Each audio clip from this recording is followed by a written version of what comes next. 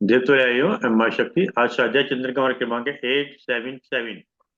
दिन रविवार, तारीख 3 मार्च 2024। और आज हमारे बीच में आदरणीय एडवोकेट प्रदीप कुमार दीना साहब, जो MBA AICWA LLB advocate supreme court of India, Delhi high court, managing partner masher state and corporate jurist law form. और आज आपका जो विषय है वो है courage and it's practical application, साहस और इसके व्यवहारिक अनुप्रयोग। आप ज्यादा समय लेते हो, आदरणीय श्री प्रदीप कुमार जीनिया सबसे निवेदन करते हैं कि आज का उद्बोधन जारी करें। आदरणीय प्रदीप कुमार जीनिया साहब। सभी को प्रणाम। गुरु सत्ता को नमन। अ, आज का टॉपिक है प्रैक्टिकल एप्लीकेशन एंड करेज। इसमें एक श्लोक है, वहां से मैं स्टार्ट करता हूँ। जिन खोजा तिन पाइया गहरे पानी बैठ, मैं बोरी खोजन चली रही किनारे बैठ। कठिनाई होती नहीं सुगम अंत जो होए, साहस बिना जगत में विजयी हुआ नहीं है कोई। इसका मीनिंग है कि जिन्होंने उस ईश्वर को और सर्व सामर्थ्य को गहरे पानी में जाके तलाशा, उनको वो हमेशा मिल गया।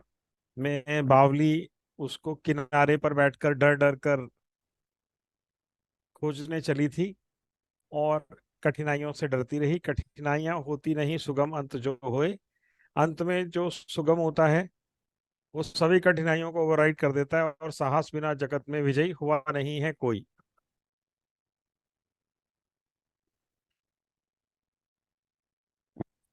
हम लोग करेज की जर्नी को प्रैक्टिकल शेप देने के लिए उसके कुछ फंडामेंटल्स को समझने की कोशिश करते हैं कि हर एक जीव को अपने पिछले जन्मों के कर्मों के आधार पर उसको ऐसा कर्म क्षेत्र या कार्य क्षेत्र मिलता है, जैसा कि बॉडी को ब्लड वेसल, एक ब्लड वेसल हमारी बॉडी में आ गया, तो उसको ब्लड वेसल को हमारे अंदर उस बॉडी में कंप्लीट फ्रीडम है।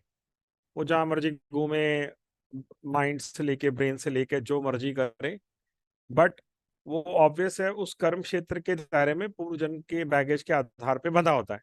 लेकिन जिनके कर्म प्रबल हैं वो ऐसा भी कर सकते हैं कि मैं पिछले जन्म में डॉक्टर था, इस जन्म में जज लग गया, इस जन्म में कुछ और एक्सपेरिमेंट कर लिया। तो वो विल पावर को उतनी क्षमता या एबिलिटी डेवलप होनी चाहिए, तो बहुत आराम से वो भी कर्म क्षेत्र कर सकते हैं।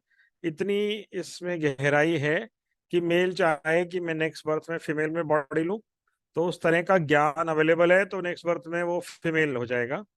और फीमेल चाहे कि मैं नेक्स्ट बर्थ में मेल बनूं, तो ऐसा ज्ञान का द्वार अवेलेबल है कि वो उस तरह के विचारों और शक्तियों को आकर्षित करके वो चेंज हो सकता है। तो कर्म क्षेत्र भी चेंज हो सकता है, बट जनरली यही फंडामेंटल है।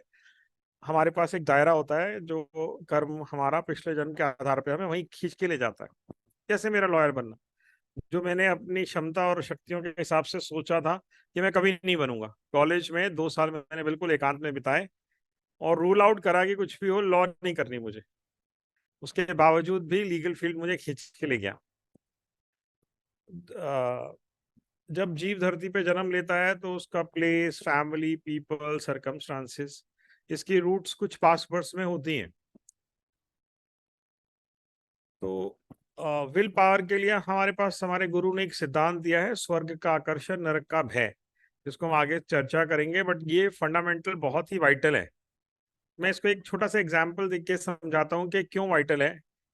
कि सपोज अभी मुझे वेट कम करना है, मैं तो पहले से स्वर्ग में हूँ, सब कुछ सही चल रहा है। तो नरक का भय ये होता है कि मेरे को अपने आप को ये बार बार पॉजिटिव सिग्नल देना पड़ेगा कि भाई, why should not I remove diabetes, fatty liver. नरक का भय दिखाना पड़ेगा कि डायबिटीज से आंखें चली जाती हैं, टांगे हो जाती हैं, मेडिकल इंडस्ट्री में सारी जिंदगी भर की कमाई चली जाती है। तो ये नर्क का भय भी एक विल पावर को, करेज को या साहस को इन्फ्यूज करने के लिए एक मैंडेटरी रिक्वायरमेंट होती है। सोल्जर्स जो लड़ रहे होते हैं उसको नर्क का भय ही होता है कि इनके हाथों से कैप्चर हो गए या मारे गए, हम इन्हें नहीं मारेंगे तो ये हमें मार देंगे। तो वो नरक का भय ही एक बहुत जबरदस्त उसमें करेज पैदा करता है। इसमें एक वर्ल्ड वॉर 2 का इंस्टेंस भी है, स्वर्ग का आकर्षण नरक का भय का। स्टॉलिन ने जब जर्मनी पे अटैक करा तो उन्होंने एक नदी को क्रॉस किया। तो जर्मनी के सोल्जर और रशियन सोल्जर्स में 1:10 का गैप था। तो स्टॉलिन ने जब वो नदी क्रॉस कराई, उसने उस ब्रिज को आग लगा दी। वो अपने सोल्जर्स को इकट्ठा करा कि पास के गांव में या पास के शहर में जर्मन सोल्जर छुपे हुए हैं। अब तुम्हारे पास पीछे मुड़ने का रास्ता नहीं है। पीछे मुड़े तो नदी में कूदोगे तो मगरमच्छों से भरी हुई नदी है, उनके हाथ लग गए तो तुम्हें तड़पा तड़पा के मारेंगे। तो नरक का भय उन सोल्जर्स में, उन्होंने ऐसी ताकत पैदा कर दी उस नरक के भय ने, उस फियर ने, कि वो इतिहास गवाह है कि वो युद्ध 1:10 रेशियो होने के बावजूद भी रशियन जर्मन के अगेंस्ट जीते। और वो जो जीतते चले गए, उसके पीछे करेज का, प्रैक्टिकल एप्लीकेशन ऑफ करेज का बहुत बड़ा हाथ है। तो इसलिए ये नरक का भय या फियर्स भी हमारे को लॉ ऑफ कर्मा की नजरों से जानना, इसको फियर कहें या आत्मविवेक कहें, लेकिन इसको भी जानना एक ज्ञान के द्वार से बहुत इंपॉर्टेंट है कि भाई मैं 100 से ऊपर स्पीड करूंगा तो चलान आ जाएगा, तो बहुत छोटी सी बात बोल रहा हूँ मैं। बट इसी तरह से जिन किसी भी चीज में मेरी ग्रीड, अटैचमेंट, एरोगेंस, लस्ट, कोई भी चीज अवेलेबल है, मैं उसमें आगे बढ़ूंगा उनको अप्लाई करने के लिए, तो कर्म या प्रारब्ध बनेगा। तो कर्मों का ज्ञान होना भी और उन कर्मों के फल को आत्मविवेक से कंटेन करना भी करेज का एक वाइटल पार्ट है। हमारे पास धरती पे दो ही टूल ईश्वर ने दिए, एक दिया डिजायर और एक दिया एफर्ट। इसके अलावा हमारे हाथ में कुछ नहीं है। हमने इच्छा पैदा की, संकल्प पैदा किया और प्रयास लगा दिया। हमारे पास जन्म से लेके मृत्यु तक, from birth till death, we are given only two tools. The desire we create, उसकी नोबिलिटी, उसके ऊपर थॉटफुलनेस, और उसमें हम एफर्ट डालते हैं। उसके बाद फल तो हमारे हाथ में है ही नहीं कभी। तो इस डिजायर और एफर्ट में हमारे पास पिछले बर्थ का बैगेज होता है। अदरवाइज ये डिजायर एंड एफर्ट्स को प्रैक्टिकल शेप देते रहें तो लाइफ लगातार ग्रोथ ओरिएंटेड रहती है। अब हम एक करेज का एक एग्जाम्पल या एम देखते हैं। सबसे बढ़िया एग्जाम्पल है हमारे गुरु के साहित्य में से जो समझ आया कि real courage is working for eligibilities to be conduit and gardener in the hands of guru and divine powers through karma yoga, jnana yoga, bhakti yoga, diluting past, keeping noble aim, bright future, और आत्म कल्याण से जन कल्याण और शक्ति पथ के संचय पर। तो बेसिकली असली साहस जो चाहिए वो अपने गुरु के हाथों में योग्य बनने के लिए, कठपुतली बनने के लिए, उनके ज्ञान को व्यवहारिक शेप देने के लिए, कि हम अपने काम में ऐसी क्वालिटी, ऐसी क्लास, ऐसी ग्रोथ रखें कि हम अपने कर्म से, भक्ति से और ज्ञान से, आत्म कल्याण से जन कल्याण का मार्ग प्रशस्त करते रहें और आखिरी दम तक शक्तियों के पथ के संचय पर चलते रहें। और अनासक्त हो, इसमें कुछ भी हमारा नहीं है, न कर्म मेरा न फल मेरा, हम मात्र माध्यम है। तो इस जर्नी पे चलने का जो सबसे बड़ा जो जर्नी है, उसी में ही सबसे बड़ा रियल करेज है। बाकी करेज में डिफेक्ट हो सकता है, बट गुरु के हाथ की कठपुतली बनना, डिजायर्स को और एफर्ट्स को, दोनों को गुरु के संरक्षण में या गुरु के ज्ञान से तलाश करना, हम हमेशा मुक्त अवस्था में और आनंद में रहते हैं। सब कुछ हमारे थ्रू घटता है। हम डूअर से हट जाते हैं, कर्तापन से हटके मेरे थ्रू हो रहा है उस स्टेज में आ जाते हैं और आनंद ही आनंद है। और जो डिजायर और एफर्ट की बात की, तो ज्ञान पाना, acquiring knowledge and practical application of knowledge and living this said knowledge is a tool. Now ज्ञान के लिए, नॉलेज पाने के लिए, गुरु का इंस्ट्रूमेंट बनने के लिए इसमें कुछ ह्यूमन वर्च्यूज एक्वायर करने पड़ते हैं: respect, surrender, gratitude, devotion, and then we have to draft some goals specific to each individual suitable in his circumstances. And discipline are ways to acquire and sustain divine nectar of courage. अब करेज के लिए जो हमारे पास basic need है, उसमें एक सबसे पहले ज्ञान का द्वार है कि ह्यूमन एनर्जी सिर्फ तभी और तभी इकट्ठी होती हैं जब हमारे पास एक टाइम बाउंड रिटर्न गोल हो। मुझे इस चीज का एंट्रेंस देना है, मुझे 12th के बोर्ड के एग्जाम देने हैं, मुझे अनुष्ठान करना है 9 दिन का या 40 दिन में 1.25 लाख का अनुष्ठान करना है, या मुझे कैट का एग्जाम देना है, मुझे क्लैट का एग्जाम देना है, मुझे हाईकोर्ट में जज लगना है, या मुझे केस जीतना है, या ये इस मुसीबत को टालना है। बच्चों की शादी करनी है, इन सब में टाइम बाउंड रिटर्न के गोल है हमारे पास। हमारी एनर्जीज कंसंट्रेट होती ही तभी हैं जब हमारे सामने कोई समय से बंधा हुआ लक्ष्य हो। बिना लक्ष्य के ह्यूमन एनर्जीज होती नहीं है। तो प्राइमरी साहस दिखाने के पीछे एमफुल होना और उस एम के प्रति लगातार प्रयासरत रहना और डिसिप्लिन होना, ये करेज की बेसिक नीड है। अगर एम ही नहीं है और डिसिप्लिन ही नहीं है तो करेज ही नहीं आएगा। आप किसी बैगर को आते जाते थप्पड़ मार दो, वो रजिस्ट ही नहीं करेगा, चुपचाप रो के साइड हो जाएगा, क्योंकि उसके पास उसने कुछ एम नहीं निकाला, उसके पीछे उसके पास डिसिप्लिन नहीं है, उसकी वजह से उसके पास शक्तियां नहीं है, उसकी वजह से उसके पास रेजिस्टेंस नहीं है। तो करेज पैदा करने के लिए अपने अंदर हमेशा कोई ना कोई उद्देश्य रहना और उस उद्देश्य की महानता होना, नहीं तो वही करेज बांध देगा। वही करेज दुष्टता और दंडता में भी बहुत भयंकर करेज ही होता है। जो लोग कर्म फल भोग रहे होते हैं वो बहुत करेज दिखा के ही उस स्टेज पर आए होते हैं, या जो लोग राइज कर रहे हैं दुष्टों और दंडों में बहुत भयानक किस्म का करेज होता है, डाकुओं में बहुत करेज होता है। तो करेज नोबल एम के लिए, और करेज आता है टाइम बाउंड रिटर्न गोल हो। डाकू भी सोच सकते हैं हमें ट्रेन लूटनी है, उस ट्रेन को लूटने में उनका अनप्रेसिडेंट करेज होता है। उसको जेल तोड़नी है तो जेल तोड़ने में भी भयंकर करेज होता है।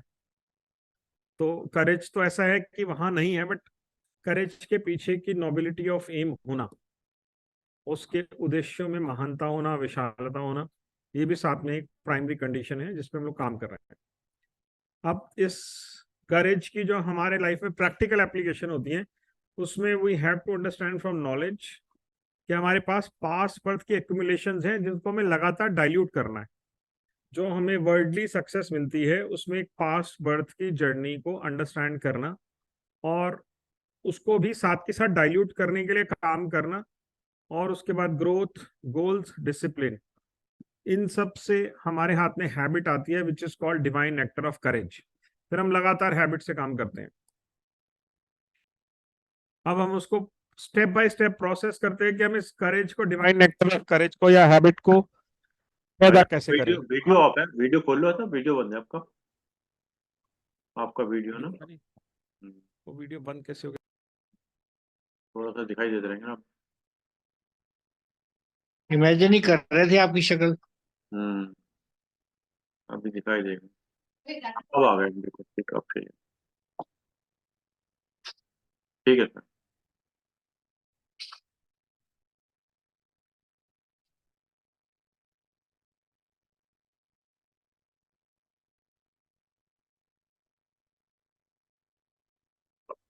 साउंड बंद है, साउंड बंद हो गया, साउंड खोलिए।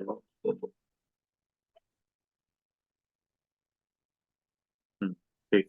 नाउ सबसे पहला हमें स्टेप बाय स्टेप करेज का प्रोसेस डेवलप करने का हो गया कि हमें अपनी यूनिक परिस्थिति में we have to draft noble and practical goals which are rightful, dutiful, practical and our dharma.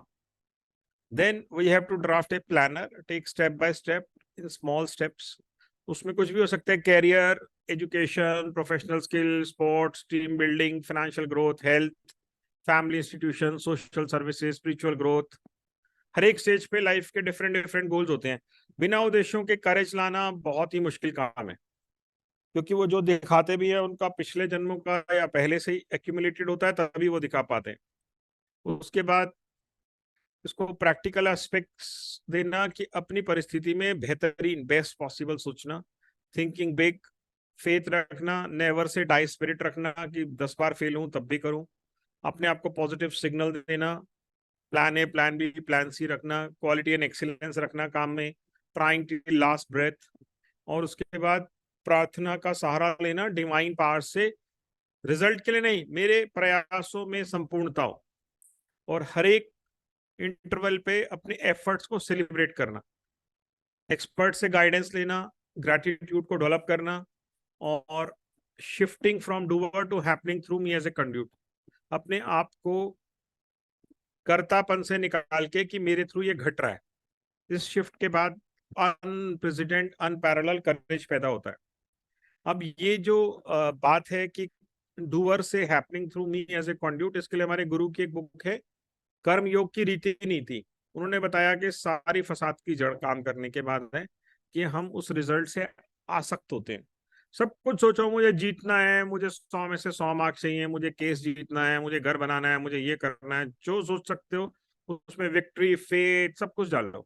But वो की हमें सिखाती है कि आपको जो रिजल्ट आए प्रयास के बाद उसको खुशी से स्वीकार करो। हार गए जीत गए, जीत गए, जहां तक पहुंच गए एक्सपेक्टेशन के हिसाब से कमी आई, परफेक्ट नहीं हुआ, वो उल्टा पड़ गया, हर चीज में आपकी भलाई है, बिकॉज आपने उस जर्नी के पीछे वो डिवाइन नेक्टर, जो डिवाइन नेक्टर है, अपने आप को पॉजिटिव सिग्नल देना, बड़ा सोचना, फेथ रखना, नेवर से डाई स्पिरिट, कर्म में कर्मयोग, कर्म कौशल, आखिरी सांस तक प्रयास करना, ईश्वर की मदद मांगना प्रयासों के लिए, उसको सेलिब्रेट करना, ग्रैटिट्यूड पैदा करना।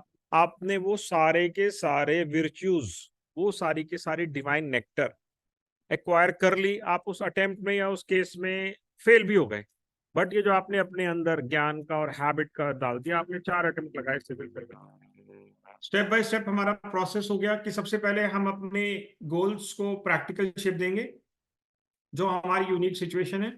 Then we will acquire certain skills behind that, which are thinking big, faith, never say die spirit, growth, positive signal to self, quality and excellence, trying till last breath,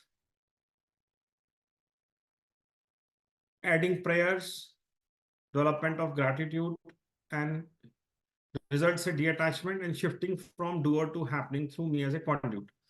तो उसके पीछे के जो divine nectar हम acquire करते हैं कुछ भी टाइम बाउंड गोल्स की तरफ चलते हुए, that is the real bliss. वो हमारे कर्मों में ब्लिस पैदा करता है। धरती पे जो चाहो, एम्पायर खड़ा करना है, फाइनेंशियल वो हो जाएगा, कोई भी चीज आपको हाईएस्ट पॉसिबल अचीवमेंट्स आपको अटेन करनी है वो हो जाएगी।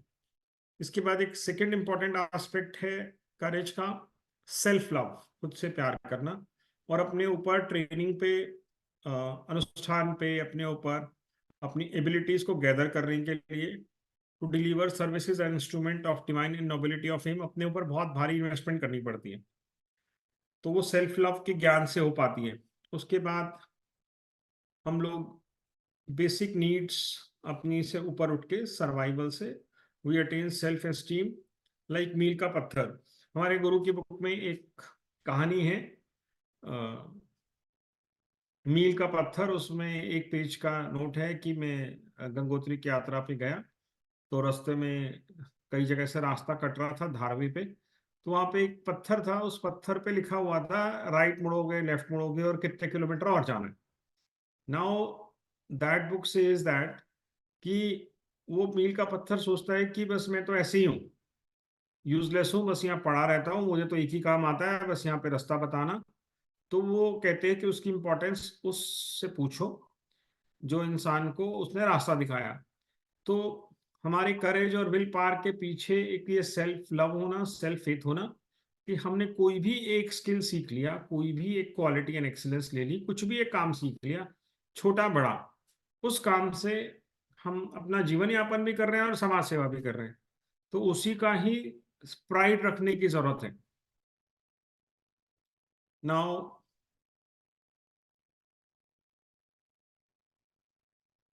उसके बाद हमारे पास विल पावर या करेज से हमारे पास प्रैक्टिकल सर्वाइवल के लिए सबसे पहला फेज होता है हमारा, जिसमें हमें प्रैक्टिकल सर्वाइव करना है। एजुकेशन लेनी है, हेल्थ रखनी है, कैरियर है, फंड चाहिए, फाइनेंसेस चाहिए, घर बनाना है, फैमिली इंस्टीट्यूशन सिस्टम में प्रवेश करना है। उसके ऊपर का भी करेज है जो higher ideals, noble aims, role model, autobiographies, books और सिनर्जेटिक कंपनीज से की कंपनी में रह के उसको डेवलप किया जाता है महान उद्देश्यों के लिए। अपनी बेसिक नीड से ऊपर उठने के बाद करेज के लिए डिसिप्लिन चाहिए, और डिसिप्लिन डे टू डे काम को कॉन्स्टेंटली क्वालिटी से करने से पैदा होता है। सो बेसिकली करेज ज्ञान के अलावा एक अभ्यास का बाय प्रोडक्ट भी है for constant moving towards one unique goals. Higher ideals, noble work with practical knowledge are real magnet for development of courage. Constant work is biggest tool for attaining quality, excellence, discipline at work. स्वर्ग का आकर्षण, नरक का भय। इसमें नरक का भय के लिए बहुत इंपॉर्टेंट कंसेप्ट है कि एक नेशनल बुक ट्रस्ट की बुक आती है द जॉय ऑफ वर्क। वो ये कहती है कि ऐसा नहीं है कि आपको काम कर या काम एंजॉय हो रहा है, काम नहीं करने से डिप्रेशन, बोर्डम और सारे इविल्स खुद ब खुद कैच कर लेते हैं। तो ऐसा नहीं है कि स्वर्ग का आकर्षण है, हम कुछ काम कर रहे हैं और उसमें से स्वर्ग पा रहे हैं, बट नहीं करने से बहुत सारे मानसिक रोग खुद भी घेर लेते हैं। हम माने या नहीं माने, खुद से एक्सपीरियंस भी हो जाता है ये बात। अब हम कुछ ज्ञान के द्वार से कुछ टेक्निक्स डिस्कस करते हैं विच आर नेसेसरी और which works wonder for development of this courage और giving its practical application. First is take risk, या तो इनर गाइडेंस से या आप आउटर गाइडेंस से। We take thoughtful risk. भाई ऐसा नहीं है कि मैं रिस्क लेने के लिए गाड़ी को 150 या 200 किलोमीटर पे ड्राइव करके देखूंगा, that is a foolish risk. But her stage पे और हर उसमें थॉटफुल या इनर गाइडेंस से, एक्सटर्नल गाइडेंस से थॉटफुल लिए हुए रिस्क के बिना करेज पैदा हो ही नहीं सकता। Now second fundamental is always perfectness. Courage की और सक्सेस की और विल पावर की सबसे बड़ी दुश्मन होती है काम में क्वालिटी होना, एक्सीलेंस होना, क्लास होना। That is different from perfectionism. Perfectionism का बिलीफ सिस्टम या अज्ञानता या डार्कनेस लोगों को लगातार फेलियर में बांध के रखती है और कभी भी करेज पैदा नहीं होने देती। ये जो प्रैक्टिकल जो इसकी वो है, प्रैक्टिकल जो है, हमारे पास जो सबसे इम्पोर्टेंट बिलीफ सिस्टम आता है वो परफेक्शनिज्म होता है कि मैं करूंगा तो कॉलेज के बाद सीधा आईएएस करूंगा, नहीं तो मैं कुछ और करूंगा ही नहीं। बच्चा कॉलेज के फाइनल ईयर से लग जाता है। इसकी बजाय अगर वो विल पावर को डेवलप करने पे ध्यान दे, भाई कॉलेज के बाद कोई प्रोफेशनल कोर्स कर लिया, 2-4 साल जॉब कर ली, पैसे जोड़ लिए, अच्छे से काम कर लिया, हुनर ले लिया, उसके बाद वो चीज पे हाथ मारे, तब तक उसकी विल पावर डेवलप हो चुकी होती है। ठीक है। मैंने कभी भी अपनी डॉटर से ये बात नहीं करी कि तू उसका वो दे दे, सिविल सर्विसेज के एग्जाम दे दे, बिकॉज मुझे शुरू से मालूम था कि उसको प्रैक्टिकली विल पावर को पहले डेवलप करना है। पहले 12th के बाद एंट्रेंस हुए, उसको बेस्ट पॉसिबल अपने फील्ड में 5 ईयर IIM इंदौर में एडमिशन मिल गया और दिल्ली के उसमें मिल गया, जो दिल्ली का सबसे बड़ा कॉलेज है, उसके फील्ड का IIT बोला जाता है उसको। तो वहां पे उसको एडमिशन मिल गया, उसकी विल पावर पैदा हो गई। अब वो कोरोना में हुआ, फिर उसके बाद सबसे बेस्ट कंपनी में उसको जॉब मिल गई। वहां पे रहते उसने लगातार 3 साल कैट के एग्जाम्स दिए।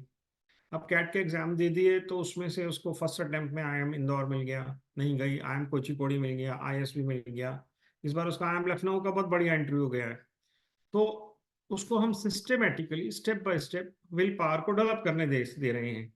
तो वो ये वाली एजुकेशन पूरी कर लेगी, 2 साल जॉब कर चुकी है वो ऑलरेडी, बहुत अच्छे पैकेज पे है। तो जब वो पूरी जर्नी कर लेगी, हम उसको गाड़ी भी दे देते हैं। अभी दिल्ली से ड्राइव करके 22 की एज में वो घूम के आई है, चंडीगढ़ से आगे तक कसौली तक ड्राइव करके लेके गई है, 3-4 अपने ऑफिस के लोगों के साथ। तो अब उसको हम करेज के लिए सारी चीजें दे देते हैं, लेकिन अभी जब वो ये फेज ओवर हो जाएगी तब हम उसे डिस्कस करेंगे कि और आगे करने के लिए क्या गोल्स बनाए। Then we will make an attempt कि भाई उसको सिविल सर्विसेज देनी है तो वो दे दे।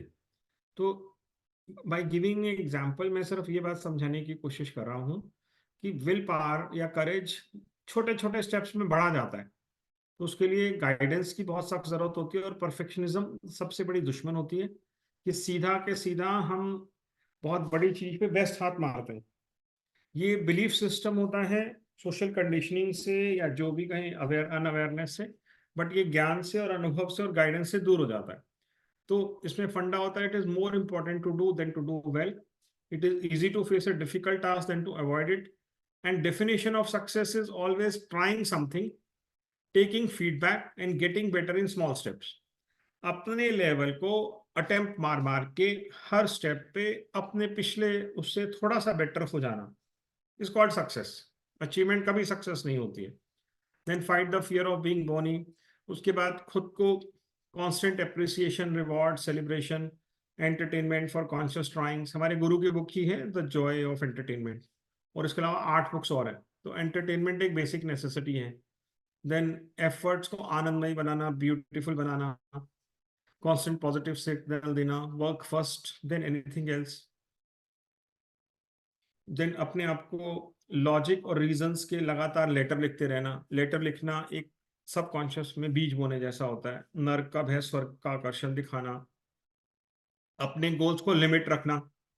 मेरे साथ भी हुआ कि मेरे नीचे एक टेनेंट थे, तो मेरे कॉलेज में मैंने ICAA इंटरमीडिएट कर लिया, तो मेरे नीचे टेनेंट ने 2 साल के अंदर अंदर CS, CA, ICAA, MBA सारी डिग्री निकाल दी। तो मैंने सोचा अब ये निकाल सकते हैं तो मैं क्यों नहीं, मैंने भी सारे भर दिए। लगातार मैं 3 साल फेल होता रहा। फिर उसके बाद फिर वो उनको देख के, बिकॉज तो इसीलिए फिर वो मैंने बाद में एक एक करके निकाले। CS इंटर भी निकाली, ICAA निकाली, MBA निकाली, लॉ निकाली, बट उन्होंने एक साथ निकाल दी 2 साल में सारी डिग्रीज। तो आई जस्ट फॉलो हिम। तो अपने गोल्स को लिमिट रखना, अपनी लेवल के हिसाब से एक वक्त में एक गोल पे काम करना। Nibble at big task in small parts in small steps. Do not let sleep end up. Keep discipline company. Be a stoic. Time yourself. Go when you are hot up. Burn your bridges. Burn your bridges की कहानी मैंने अभी बताई थी, जो Stalin ने जब Russia उस पर जर्मनी पे अटैक किया था। Make notes to yourself. Allow cooling off period. Cooling off period किसान जैसा है जो 2 फसलों के बीच में गैप छोड़ देता है। एक कोई भी काम इंटेंसिटी से आपने खत्म कर दिया 3 महीना 4 महीना लगा के, कूलिंग ऑफ पीरियड के बाद आगे हीरो वर्शिप। वो कर सकता है तो मैं क्यों नहीं। There is no other way. Planning and review. Planning and review के लिए हमारे गुरुदेव ने आत्मबोध तत्वबोध की साधना बताई है। Positive signal to self through constant letter, feedback notes, time sheets. Time sheets सामने रखने से होता है कि मेरा कल का दिन कहाँ गया, अगला दिन मैं उससे बेहतर कर पाऊं। सो बेसिकली फंडामेंटल इसमें से यही है, human energies can be concentrated only on time bound return goals backed by logic, reasons, completeness of efforts, quality, excellence. From it convert to law of habits. Trying is the keyword. Feedback and getting better in small degrees, from where we get courage. अब जो चीजें आती हैं वो कुछ आध्यात्मिक दृष्टि से जो ब्लॉकेज आती हैं, हमारे पिछले जन्मों का कर्म भोग फल साथ चल रहा होता है, जिसको साथ के साथ क्लीन करने के लिए गुरु और ज्ञान दोनों की जरूरत पड़ती है। ह्यूमन विल पावर की लिमिटेशन है। जैसे मैंने आपको बताया कि मैंने सारे कोर्सेज को एक साथ देना शुरू कर दिया। 2 group CA, 2 group ICAA, 2 group CS, उसके ET, MBA के एंट्रेंस, पूरा फुल फोर्स 12 से 14 16 घंटा काम करने के बावजूद भी लगातार फेल होने शुरू हुआ, क्योंकि अंदर बिलीफ सिस्टम पूर्व जन्मों से खराब आया हुआ था कि वो अपनी विल पावर को मल्टीपल चैनल में स्प्रेड कर दिया मैंने। आराम से एक एक करके कर लेता भाई, इतनी सारी डिग्री लेनी थी तो एक एक करके हो जाती है आराम से समय रहते हुए। लगातार उनको करने में 3 साल वेस्ट हो गए। कोई बात नहीं, बाद में समझ पैदा हुई, फिर एक एक करके हो गई। देन सबसे बड़ी और लिमिटेशन है हमारी प्राण शक्ति, ऊर्जा या एनर्जी। एक आदमी जो बीमार है, हॉस्पिटल में है, उसकी विल पावर सारी धरी के धरी रह जाती है। तो और ओल्ड एज में 60 के बाद, 70 के बाद, 80 के बाद आप देखेंगे उसको सब चीज है, इच्छाएं हैं, ताकत है, सब है, लेकिन प्राण शक्ति, ऊर्जा या एनर्जी वो घटने लगती है। तो फिर वो विल पावर और करेज में वो सिर्फ मार्गदर्शक ही रह सकता है, और अपनी चीजें संभालने के लिए एनर्जी कंज्यूम कम पड़ जाती है अपनी खुद की लाइफ को।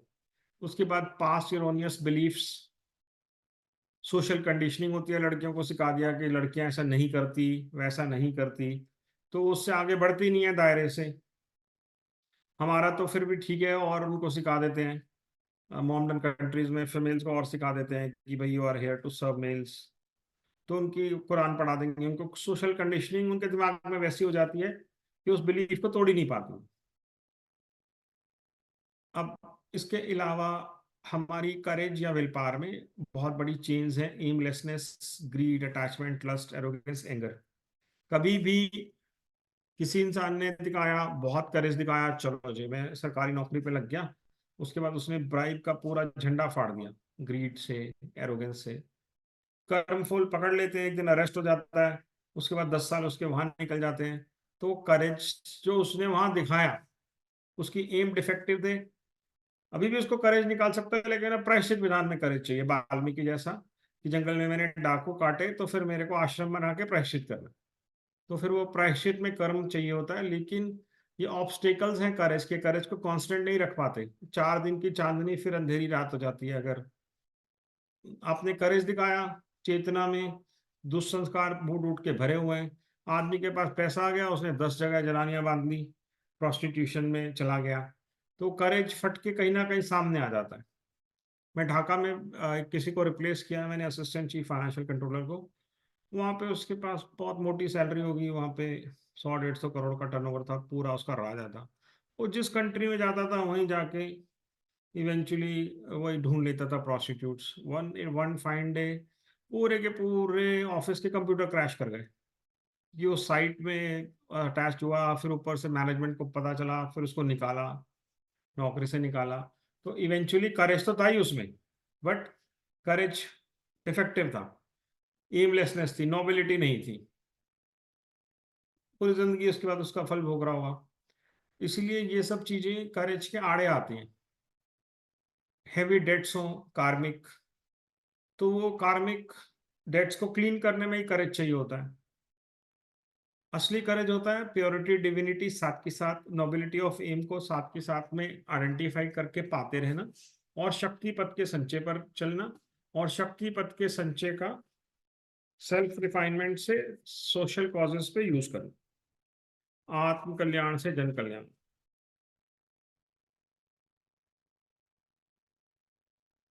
इसी में ही सोशल कॉजेज में ही हमारे पास 100 हाथियों का बल आता है। तब हमारी अपनी शक्तियां अपनी नहीं रहती, ऋषि सत्ताएं हमें अपनी शक्तियां लैंड कर देती हैं, तो करेज हमारा 100 गुना हो जाता है। अब कुछ तरह के फियर्स होते हैं हमारे पास। रियल फियर, करेज का उल्टा हो गया फियर। फियर डार्कनेस है, अज्ञानता है, अंधकार है, अन्याय भी अंधकार है, तम है। अब फियर होता है एक रियल और एक इल्यूजरी। रियल फियर है कि मेरे पास एक्सीडेंट हो गया, सामने वाला लठ लेके आ गया, अब मारेगा ही मारेगा, तो वो रियल फियर है। वो समझदारी चाहिए उस वक्त। सपोज वो 5 लोग हैं, 6 लोग हैं, मैं अकेला हूं, तो उस वक्त समझदारी साथ में चाहिए, इंटेलिजेंस। इल्यूजरी फियर हो गया कि रोड एक्सीडेंट हो गया, वो जो शायद मेरे को कानून का ज्ञान नहीं है, मैं भाग गया वहां से डर के मारे, और उसके बाद उस देश छोड़ दिया मैंने, गांव छोड़ दिया या जगह छोड़ दी कि अब तो मुझे फांसी हो जाएगी, बिकॉज मुझे लॉ की नॉलेज नहीं है कि भाई बेलेबल ऑफेंस है, थाने में बेल हो जाएगी, केस चलेगा, लड़ लेना, बता देना उसकी गलती थी, भाई आपकी गलती नहीं थी, विल गेट एक्विटल। तो ये इल्यूजरी फियर हुआ कि रोड एक्सीडेंट हुआ और फियर से मैं भाग गया। डॉक्टर्स, लॉयर्स, लीगल सिस्टम में, हॉस्पिटल्स में फियर यूज करते हैं, ये नहीं तो ये हो जाएगा। मोस्टली डिसीजन फियर पे बेस्ड होते हैं लोगों के भी, सबके। उसके लिए ही वो इस माया के चक्रव्यूह में इतने ज्यादा उलझे रहते हैं। अब ये कुछ वर्ल्ड वॉर की एक बुक है, विल पावर, उसमें से लिया गया हुआ है। Most destructive force in this world is fear.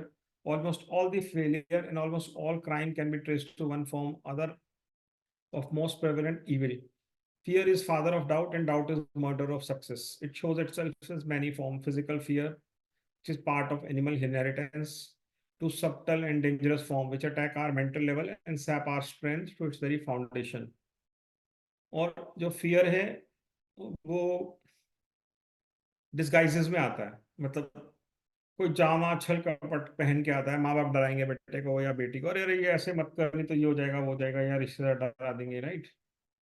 ये लड़की पिस रही है शादी में, तो उसको करेज नहीं आने देंगे, कहेंगे नहीं नहीं बेटा, हो समाज में हमारी नाक कट जाएगी। तो फियर डिस्गाइज फॉर्म में आ रहा है, फ्रॉम लव वन के थ्रू आ रहा है। Prudence and cautions are instinct for self-preservation is necessary and useful. They are inspired by reason and not by fear. तो आत्म विवेक जरूरी है हर परिस्थिति में, but it should be inspired by reason. आत्म विवेक फियर से नहीं होना।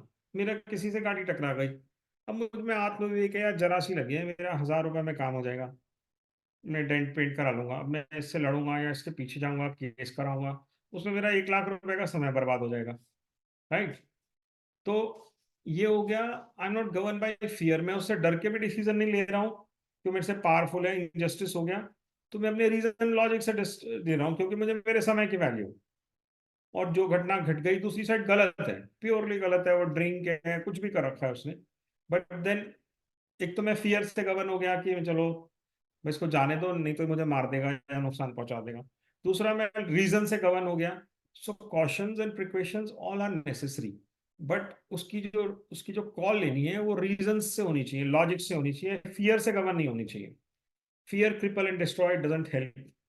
Fear has absolutely no place in human life and development. It is entirely extraneous and harmful emotion. It is an entirely false and misleading attitude of mind. तो basically fear एक अज्ञानता है, अंधकार है, तम है, दोष है, और ज्ञान, लॉजिक, लाइट, रीजनिंग, ट्रुथ, सत्य, प्रेम, न्याय और शक्तियों का संचय, ये सब करेज है। और इसके उल्टा हो गया अज्ञानता, अंधकार, तम। अब करेज के बहुत सारे प्रैक्टिकल एग्जांपल्स हैं कि हम क्राइसिस के मोमेंट पे सिर्फ शांत मन ही सबसे अच्छा बिहेव करते हैं, क्राइसिस से निकालने वाले। अगर उसके पीछे डिस्ट्रक्टिव पावर ऑफ फियर है तो कूल बोल्ड प्लान कभी भी नहीं आ पाते। Fear destroys mental balance. Under its influence you cannot perceive clearly, imagine truly, reason logically, not act usefully. Every mental process is exaggerated and distorted because of fear condition.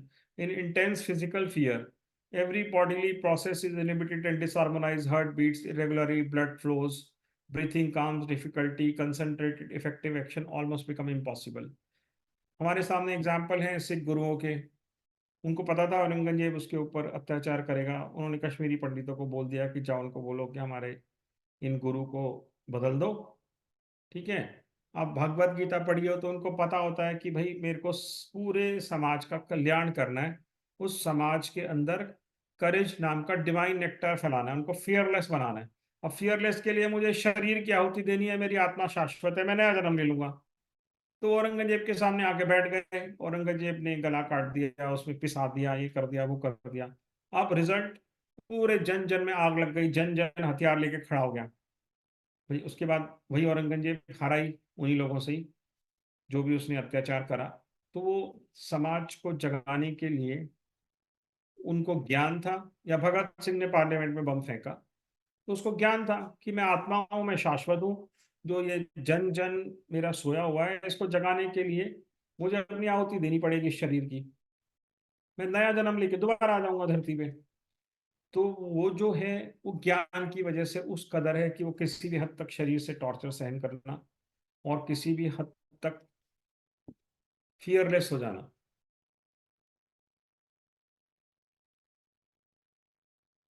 महान उद्देश्यों के हमारे पास examples हैं। इसमें एक अफर्मेशन है जो अपने आप को देनी पड़ती है। I am myself indestructible, invisible, I am courage, unshakable, unflinching, I am power, I can not be defeated, I can not have any fear, I am confident of success, physical, social and business, I know nothing but good has come to me and my. इसके आगे बढ़ने से पहले मैं आपको एक अपनी journey share करता हूँ कि इस सब की मुझे प्रेरणा और वो कैसे मिली। How I give practical shape to this habit. इसमें ऐसा हुआ कि मेरे साथ कुछ समस्याएं आई, जो एडवर्सिटीज थी, उन समस्याओं में मैंने गायत्री अनुष्ठान करा। तो गायत्री अनुष्ठान में बुक मिली। अब बुक से बात समझ आई कि ये किताब हाथ में आ गई मेरे।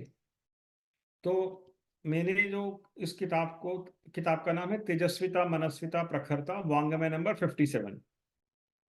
तो मेरी पूरी जर्नी इस वांग्मय से स्टार्ट हुई 2013 या 14 में। उसके पहले जो पूर्व जन्म की कमाई आई होगी आई होगी। इसमें 3 बार, एक बार सेंधवा और 2 बार शांति कुंज में, मैंने 5 से 9 दिन में एकांत में गायत्री मंत्र का अनुष्ठान करा। गायत्री मंत्र लेखन में ये फायदा होता है कि मंत्र लेखन से पुरानी सारे कलर फेड हो जाते हैं, डाइल्यूट हो जाते हैं। आप नया नया विचारों का कलर चाहते हो, पुरानी खरपतवार उखड़ जाती है जमीन में से, और नई खूबसूरत फसल पैदा हो जाती है, उसके बीज बोए जाते हैं। तो मैंने गायत्री अनुष्ठान लिखते हुए इस किताब को 5 बार नोट्स बनाए, 3 बार टोटल। तेजस्विता, मनस्विता, प्रखरता। अब अनुष्ठान भी मेरा टाइम बाउंड था, 8 दिन था मैं वहाँ, या 7 दिन था, या 9 दिन था, जैसा भी था। और उसके बाद उस अनुष्ठान में इस किताब के मैंने नोट्स बना दिए। उसके बाद मैंने इस बुक्स में नोट्स बना दिए। नोट्स बनाने के बाद वो नए विचार मेरी चेतना में चले गए। जब मैं अपने कर्म क्षेत्र में उतरा तो टाइम बाउंड गोल्स आए, और अगली जर्नी नए विचारों से चली। उन नए विचारों में जो मुझे मिली, वो मिली quality excellence at work, never say die spirit, faith, positive signal, detachment with result, guidance लेना, सेलिब्रेशन करना, मोटिवेशन देना, completeness of efforts, gratitude and acceptance of results, unconditional acceptance of results. ये हैबिट में चला गया। अभी हमने एक किसी के यहाँ पे सर सीजर रेड कराया उस डेटा थेफ्ट के केस में, और उनका डेटा हमने सीज करा लिया थ्रू कोर्ट एंड पुलिस। अब उन्होंने क्या करा, उन्होंने बॉम्बे में डिफेमेशन के 3 केस लगाए, 15-15 पार्टीज बना के हमारे क्लाइंट की सबको, और उसके बाद उनके बेलेबल वारंट करा दिया और नॉन बेलेबल वारंट की एप्लीकेशन लगा दी। अब इस सब में ये जो करेज देखा, वहाँ के सारे बड़े बड़े law firm, Khaitan and company और ट्राई लीगल, ये सब यही बड़ी बड़ी जो लॉ फर्म है, ये सब मेरे क्लाइंट को बोल रही थी कि भैया हाई कोर्ट नहीं एंटरटेन करता, क्रिमिनल रिवीजन लगा दो। हम लोगों को क्योंकि साहस की जर्नी चली हुई थी, हमने उनको बोला क्वेश्चन लगाएंगे हम, और जो होगा देख लेंगे, विड्रॉ हो जाएगी दोबारा डल जाएगी। तो वहाँ पे हमारी दीदी है गायत्री नायक, हमारे गायत्री परिवार की, उनको ब्रीफ दिया। उनको बोला कि आपकी ये परीक्षा गुरुदेव के साहित्य में ढलने के लिए है। पहली डेट लगी 20 फरवरी को, उसके बाद 26 को लगना था, मुझे जाना था, बट वो 29 को लग गया। उधर से उनका वहाँ पे हमारा वो हो गया, जो यज्ञ चल रहा था हमारा अश्वमेध यज्ञ, वो अगले दिन 28 को अश्वमेध यज्ञ खत्म हुआ, शायद 29 को मैटर लगा था। वो नेगेटिव जज था, फिर भी उसने क्वैश कर दिया। अब क्वैश कर दिया, ऑब्वियसली उनको राइट दे दिया कि जज इनको दोबारा सुन लेगा, देख लेगा, बट वो नथिंग। तो हमने करेज दिखाया, उस करेज में से हमें जो रिजल्ट आ गया, उस रिजल्ट को हमने ग्रेसफुली एक्सेप्ट कर लिया फेथ के सारे। अब उस रिजल्ट की उतनी वैल्यू नहीं है, बट उसके पीछे की ये जो ज्ञान को अभ्यास में डालने की जर्नी है, वही सबसे बड़ी डिवाइन नेक्टर है। वो आदतों में चली गई, अभ्यास में चली गई, और उसके बाद प्रेयर्स की पावर इस जर्नी को कंप्लीट कर देती है। प्रेयर की पावर्स हमें कर्तापन से हटा के होने में प्रवेश करा देती हैं। जब हम होने में प्रवेश हो जाते हैं कि मैं करता नहीं हूं, मैंने अपना काम करा, रिजल्ट से डिस्कनेक्ट होके अपनी क्वालिटी एक्सीलेंस अनमैचेबल। जैसे इस केस में हमने उनको 100% जजमेंट छांट के दे दी कि क्रिमिनल रिवीजन या ये 482 कैसे मेंटेनेबल है, और क्वाशिंग 12 के 12 जगह पे क्वाश हो रखी थी, 12 की 12 जजमेंट उनको निकाल के दे दी, जहाँ जहाँ स्टे थे वो निकाल के दे दी। तो बेसिकली क्वालिटी एंड एक्सीलेंस हो गया काम में, पॉजिटिव सिग्नल्स, फेथ की जो होगा देखी जाएगी, ये अप्रोच थी। वो होगा ठीक है, सुप्रीम कोर्ट ले आएंगे, फियरलेसनेस। और इवेंचुअली एक हफ्ते में रिजल्ट आ गया भाई, 16 16 16 16 12 12 28 और 12 40 नॉन बेलेबल वारंट, या 40 जगह पे बेल लेना और वो श्योरिटी लाना और उनको दिल्ली से ले जाना।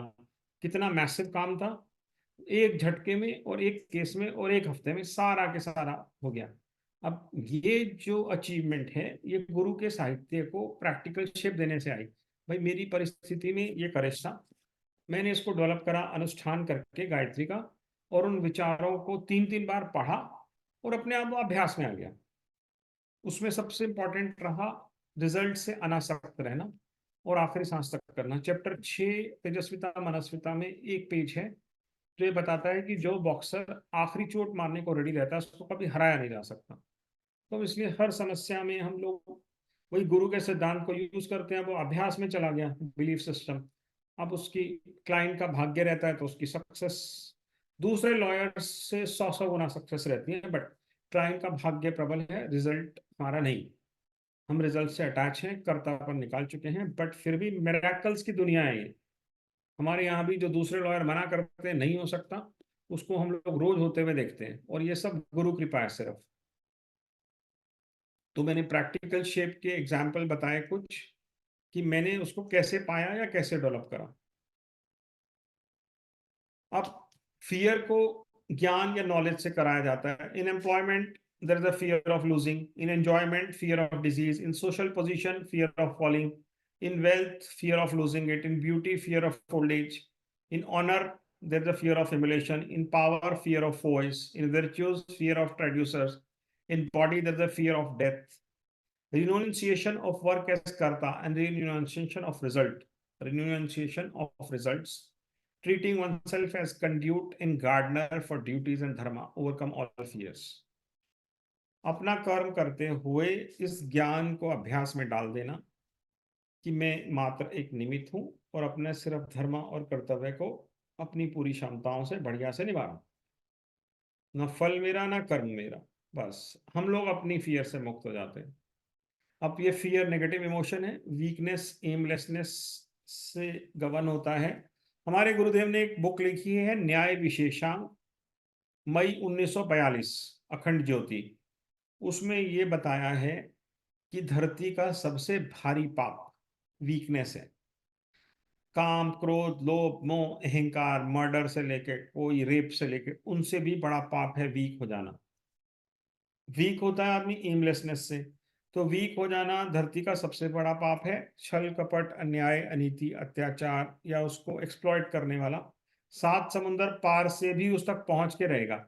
ये सारी बातें क्लियर करी हुई हैं हमारी अखंड ज्योति न्याय विशेषांक में। तो उसमें से भी मेरे को बहुत बड़ी स्ट्रेंथ मिली जब उस बुक को मैंने पढ़ के अपनाया, तो समझ आया कि भाई, और उस बुक में भी समझाया है कि जब आप लड़ रहे हैं या कुछ भी कर रहे हैं, अन्याय का, अंधकार का निवारण कर रहे हैं, तो डॉक्टर जैसा भाव रखना है। पेशेंट आया मेरे पास, मैं उसकी पेशेंट से मुझे प्यार करना है और उसकी बीमारी दूर करनी है। तो ये बात फिर वकालत में बहुत इजीली शिफ्ट हो गई। उससे कभी भी अपोजिट साइड से लड़ते हुए या अपोजिट साइड के प्रति लगातार आक्रमण करते हुए या कुछ भी करते हुए, या इवन उसकी हम बेल भी अपोज कर रहे हैं या एफआईआर भी करा रहे हैं, रत्ती भर भी उसके प्रति कोई भाव ही नहीं पैदा होता, क्योंकि गुरु का साहित्य समा गया कि हम सिर्फ डॉक्टर जैसा बीमार की बीमारी से लड़ रहे हैं। अन्याय और अंधकार है, हम उससे लड़ रहे हैं, हम व्यक्ति से तो लड़ ही नहीं रहे। अन्याय और अंधकार का जो तम पहना हुआ, ना ही हम करता है ना ही हमारे चाहने से कुछ होने वाला है, उनका भाग्य है। हम सिर्फ जो धरती पे रोल है उसको बढ़िया से कर रहे हैं। सो fear laps vital force of life, saps vitality and energy, drain nervous system. Fear can be natural and rational. इसका ओरिजिन होता है पास्ट बर्थ्स में, पास्ट बर्थ के संस्कारों में, जिस समय मानव जीवन दोबारा मिला, चाइल्डहुड ट्रेनिंग, सोशल कंडीशनिंग, और ये सारा के सारा हमारा क्राइसिस में हमारा टेस्ट होता है कि हम उस क्राइसिस में पास होंगे या फेल होंगे। Panic fear is more contagious than typhoid and anxiety, worry, these are offshoot. Some fears are in subconscious layer which create strain and tension. Any fear is releases one gets peace of mind. तो basically किसी से भी बैठ के उसकी आत्मकथा सुनेंगे पूरी, तो उसकी बहुत सारे फियर दूर हो जाएंगे। तो ये भी एक सर्टेनिटी से करेज को पैदा करने का रास्ता है कि उसके पुराने संस्कारों को मिटा के नए डाल दिए जाए। अब आत्मविवेक है, कुछ प्रैक्टिकल शेप है, उसको हेल्दी फियर्स बोलें। अपने कर्मों के फल में भय रहना कि भाई ये कर्म करूंगा तो फल मुझे ही भोगना पड़ेगा, उसमें फियर बोलें या उसको आत्मविवेक बोलें, बट वो भी अच्छा ही है। भाई मैं खूब सारी जलेबी खाऊंगा, लड्डू खाऊंगा, इमरती खाऊंगा, आइसक्रीम खाऊंगा, तो रोग पकड़ लेगा शरीर, वॉक नहीं करूंगा। तो एक तरह से उसको आत्मविवेक कहें, या मैं अपने अंदर फियर भरूं कि भाई मुझे काम इसलिए नहीं करने क्योंकि ये नुकसान हो जाएगा। इसमें बहुत बढ़िया सा एग्जाम्पल है प्रैक्टिकल। एक यूरोपियन कंट्री में एक पादरी था, यंग, बहुत रिच फैमिली से था, काफी सक्सेसफुल रहा लोगों की समस्याएं सॉल्व करने में। उसने सोचा कि मैं ना सारी दुनिया को उसमें जीसस में कन्वर्ट कर दूंगा। रियल घटना है, रियल घटना है। वो चेन्नई आया, चेन्नई में उसने 30,000 रुपये ब्राइब दी और बाइबल, टॉफी, चॉकलेट, कई बैग वैग भर के वो अंडमान वाले किसी ट्राइब वाले उस पर उतर गया, द्वीप पे। वहां पहुंचा, वो उनको बाइबल, टॉय, खिलौने दिखाता रह गया। उन्होंने तो आते ही उसको 4-5 तीर मारे, तीरों की बौछार करी और साफ, उसकी डेथ हो गई। गूगल पे इंस्टेंस देख सकते हैं। अब उसके अंदर इतना करेज था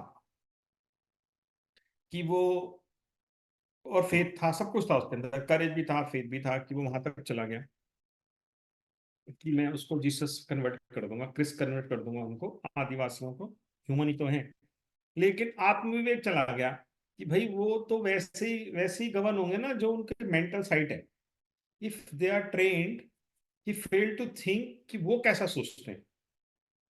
भाई हम अपनी कोई भी एक्सपेरिमेंट करने के लिए हम पाकिस्तान तो बॉर्डर क्रॉस करके नहीं चले जाते ना।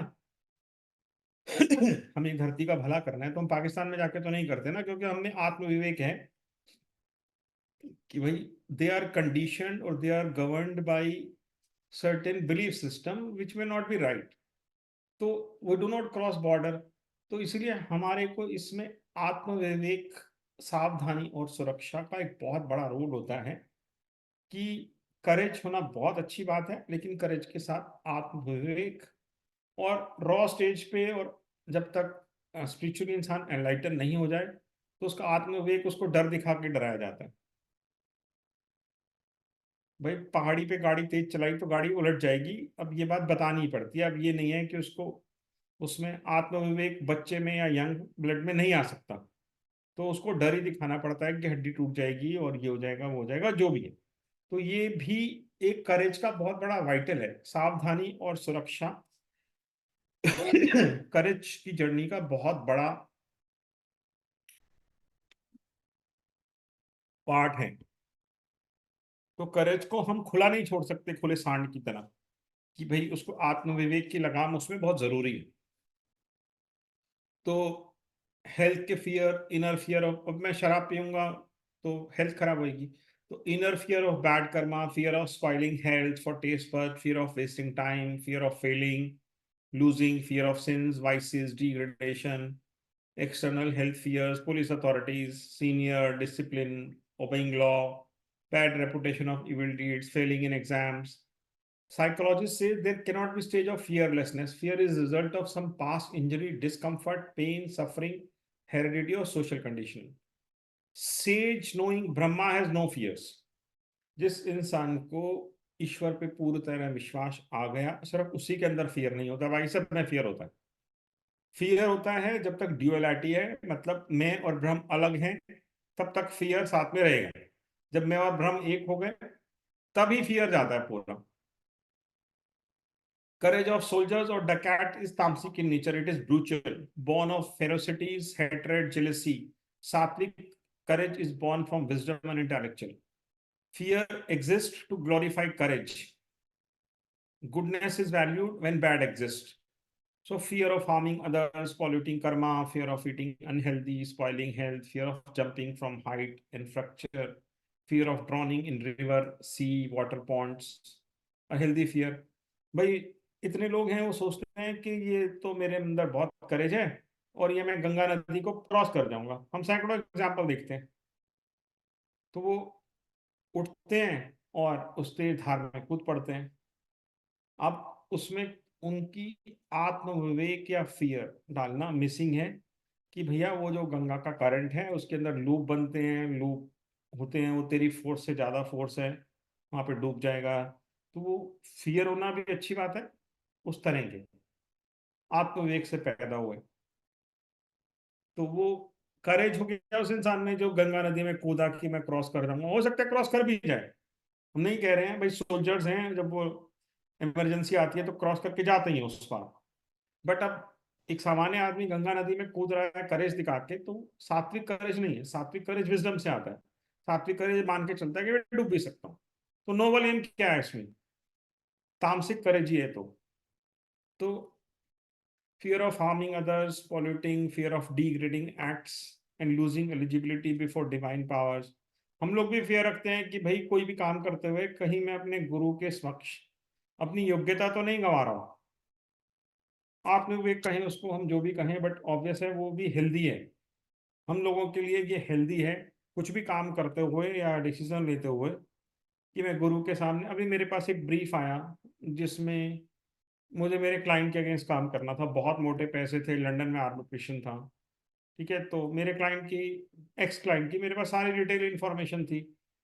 तो अब मैंने उसमें इस चीज का इस्तेमाल किया कि मैं अपने गुरु के सामने योग्यता क्यों गंवाऊं। फॉर व्हाट, मेरे को कोई नीड नहीं है।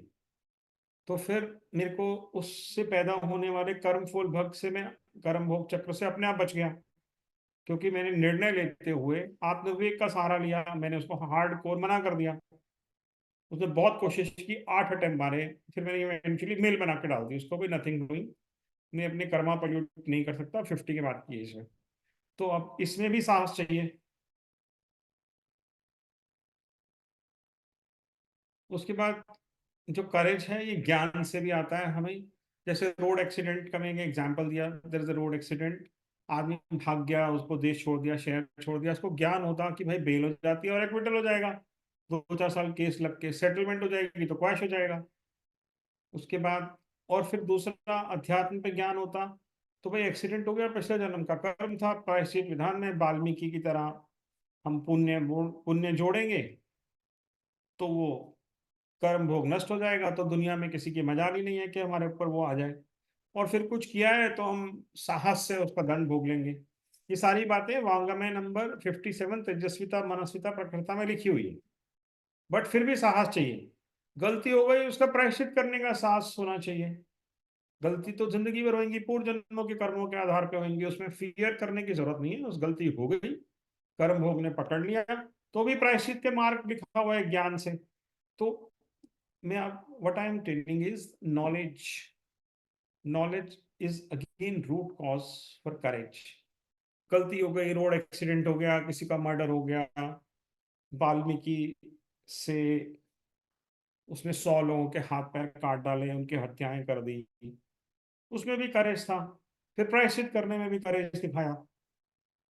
तो ज्ञान हो गया कि भाई प्रायश्चित विधान है, उसका ज्ञान है, और प्रायश्चित विधान का इस्तेमाल करा और वो कर्म भोग से मुक्त हो गया। तो जिनमें साहस होता है, उनको सही मार्ग मिल जाए तो उनके कर्म भोग भी नष्ट हो जाते हैं। लेकिन भय वाले का कोई उपाय नहीं।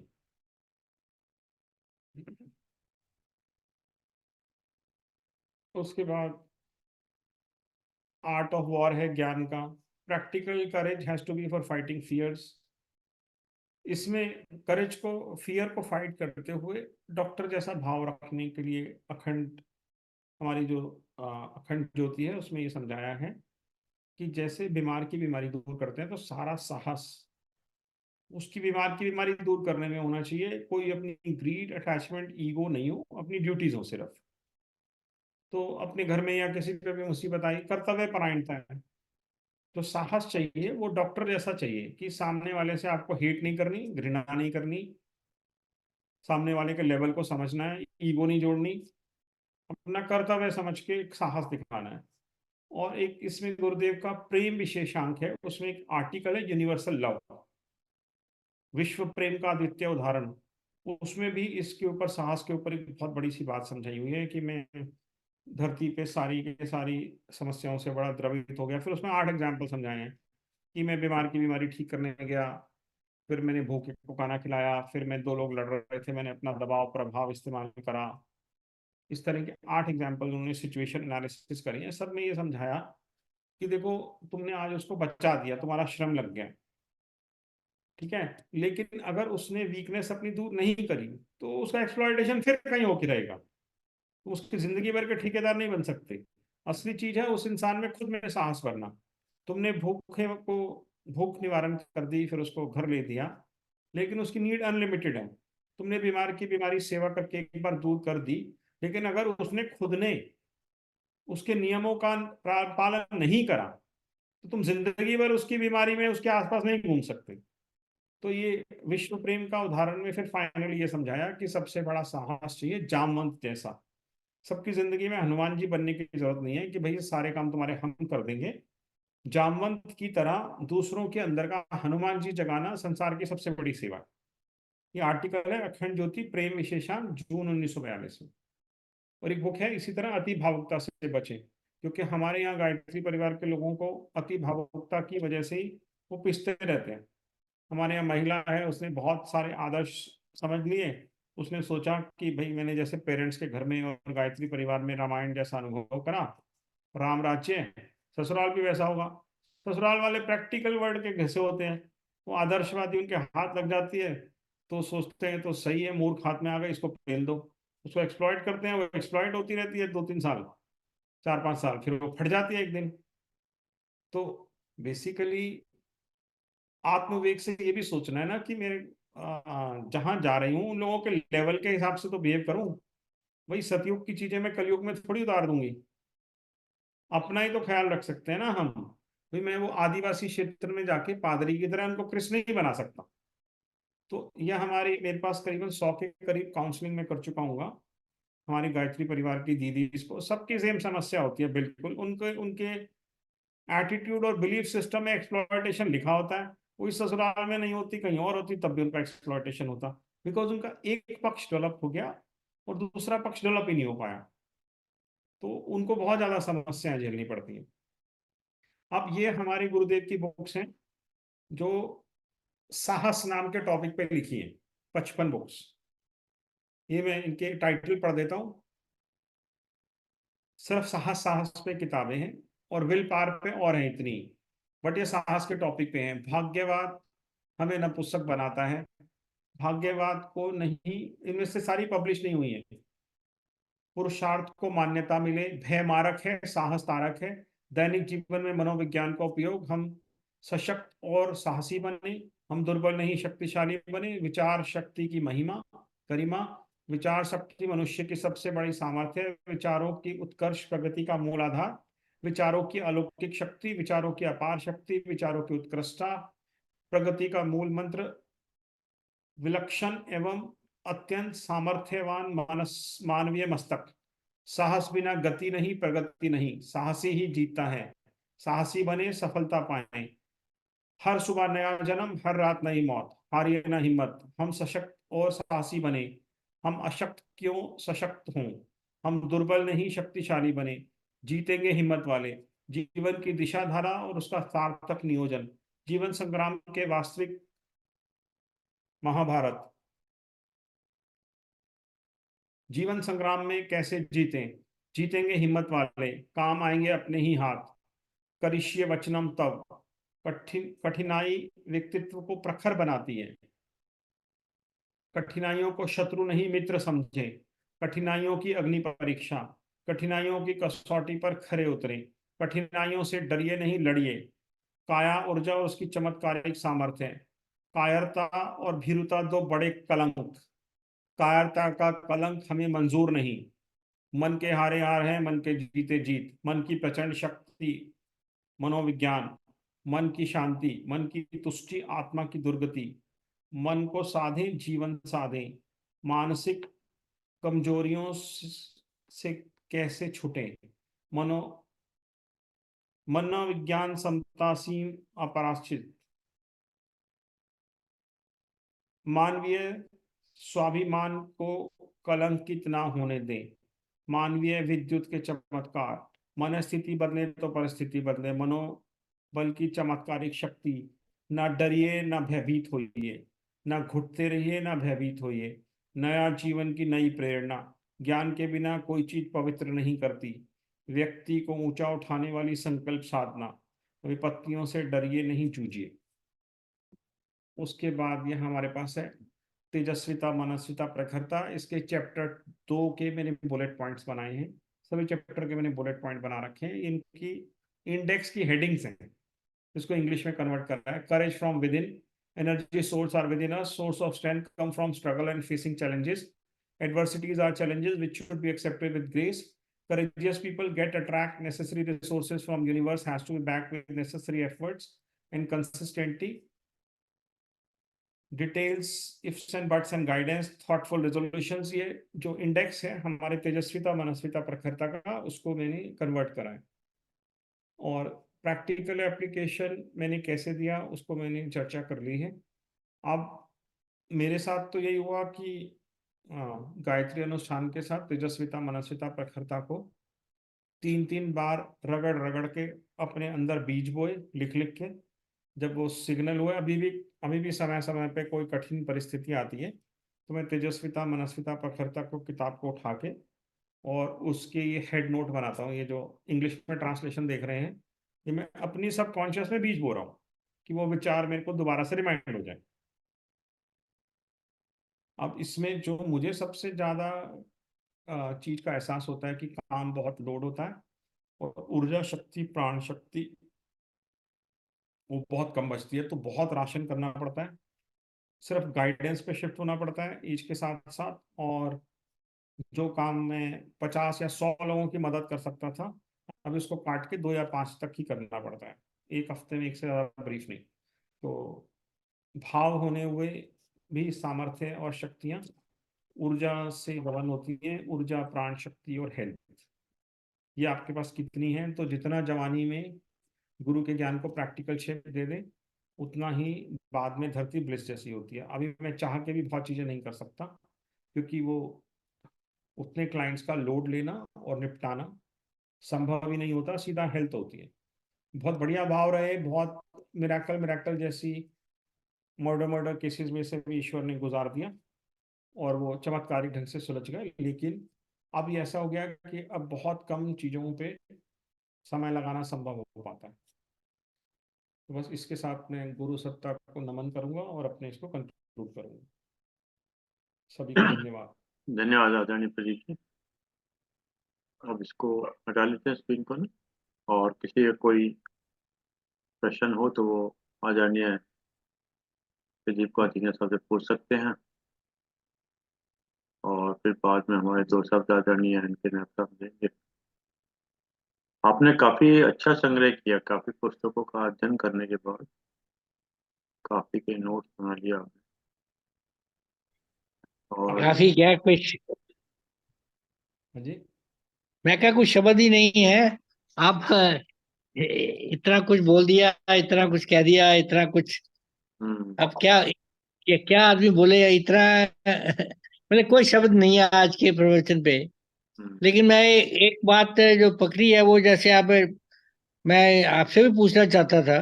फिर हमारा भी आज जैसे, मैं तो कहूँगा ये हमारा सौभाग्य जो डेस्टिनी की बात की है, तो ये डेस्टिनी है। आप, आपकी डेस्टिनी थी कि आप शांति कुंज लगे। तो आप इसको क्या मानते हैं भाई? आप शांति कुंज के साथ जुड़े, आपने वांग नंबर 57, वांग में 57 पढ़ा, आपको प्रेरणा मिली। जैसे आज आपने प्रवचन दिया, हमने सुना, अगर नहीं सुना होता तो नहीं सुना होता।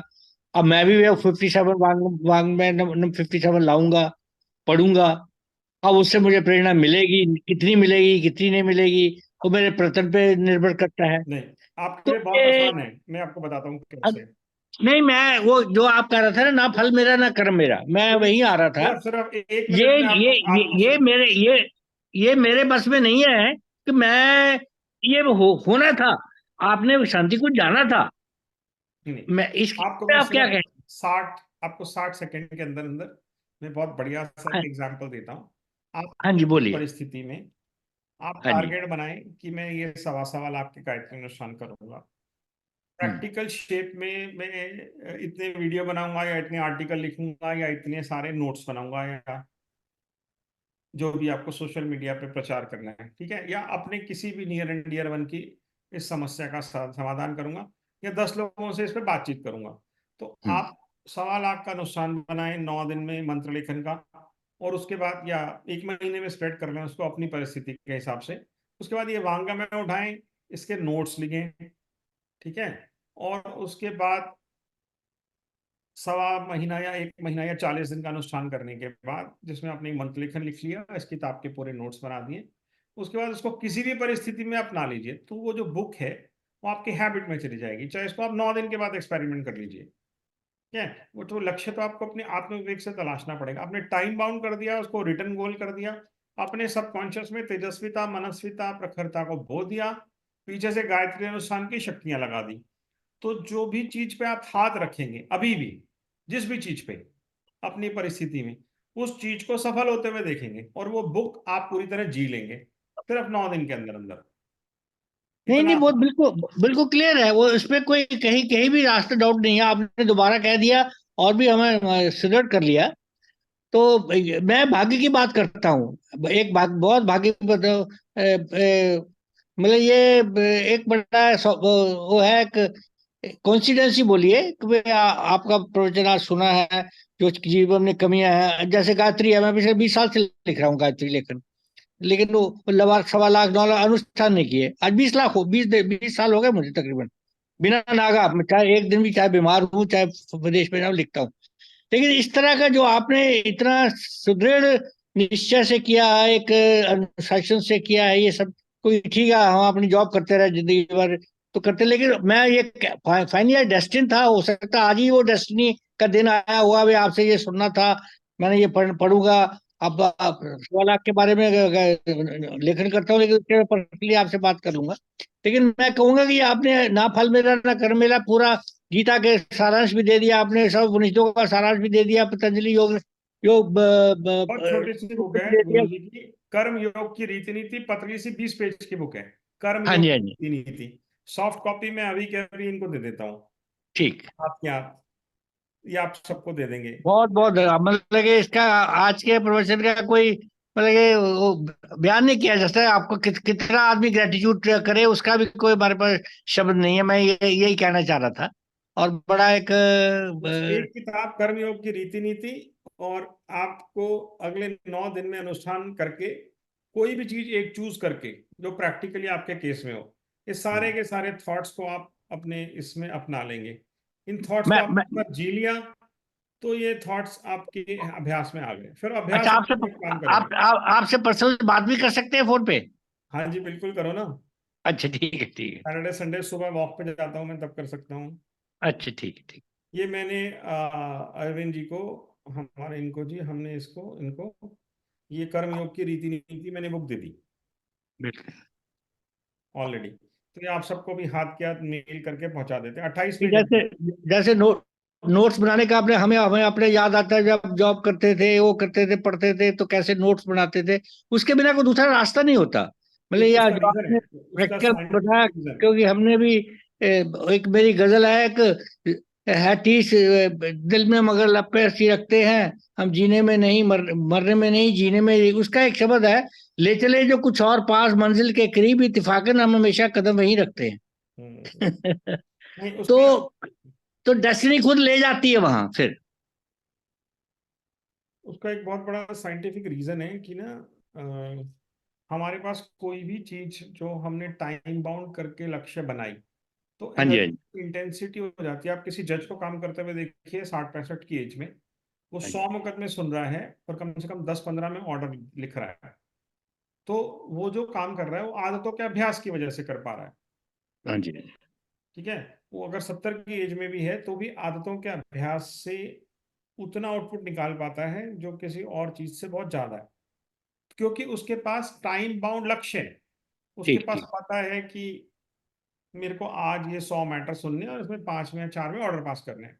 तो उसकी एनर्जी टाइम बाउंड होने की वजह से इंटेंसिटी में शिफ्ट होती चली जा रही है। बहुत बिल्कुल। हमारे पास हमने जो लक्ष्य बनाया उसको हमने टाइम पे नहीं बांध रखा। तो लटका ही रहता है वो, जीवन में लटका ही रहता है, सारी उम्र आप चलता अगर रहता आप उसको टाइम बाउंड कर लेंगे, सपोज कि मेरे को 9 दिन में एक 73 पेज वाली पुस्तक लिखनी है, 8 पेज रोज के लिखने हैं और इस लक्ष्य के लिए लिखने हैं। अगर आप उसको, जैसे आप उसको टाइम बाउंड पैदा करेंगे तो इंटेंसिटी इतनी हीट पैदा करेगी वो, कि आप सुबह वॉक पे भी जाओ, योगा भी करो, और 10-20 उठ के हुए काम है वो भी निपट जाएंगे। बिल्कुल निकल जाता। बट वो सिर्फ उतना ही है कि वो टाइम बाउंड नहीं है। एनर्जी जो है ना हमारी टाइम बाउंड नहीं चल रही है, सिर्फ उसी रीजन की वजह से वो हमारे जो भी अचीवमेंट है वो अटकी रहती है। बिल्कुल, बहुत बहुत बढ़िया। अध्ययन साहब। मुझे पिछले पिछले जन्मों के कर्मों ने पकड़ लिया। अब वो हाँ, पिछले सबको जन्म, पकड़ रहा है, हमें भी पकड़ रहा है बहुत, और हम अनुभव कर रहे हैं उसका। धीरज साहब, हम अनुभव कर रहे हैं कि ये मेरा बस में नहीं है, ये पिछले जन्म के कर्म है, तो खींच रहे हैं, कोई बात नहीं। लेकिन जो अच्छे कर रहे हैं पिछले जन्म के कर्म है। जैसे गायत्री है, चाहे रात को 1 बजे आऊं मैं कहीं से, वो गायत्री लिखे बिना मैं सो नहीं सकता, एक स्वभाव बन गया मेरा।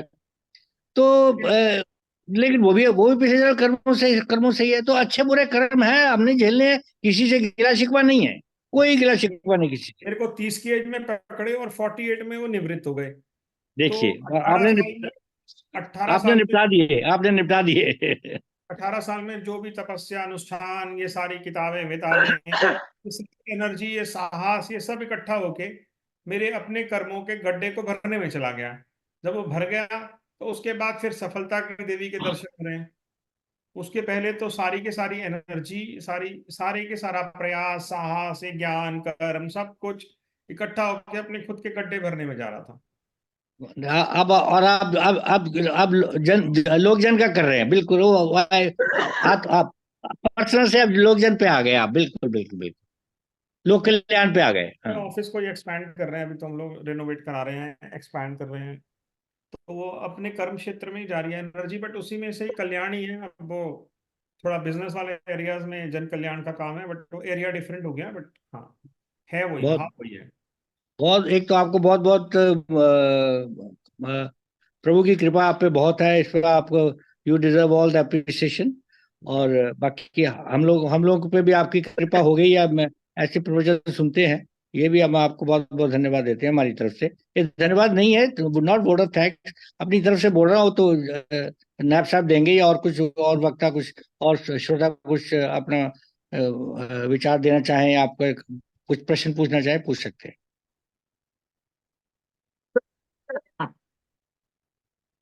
चलिए ना साहब। बहुत बहुत धन्यवाद आदरणीय प्रदीप ढींगरा सर। पहले इतना डिटेल्ड एक में छोटी आपने सी बताया।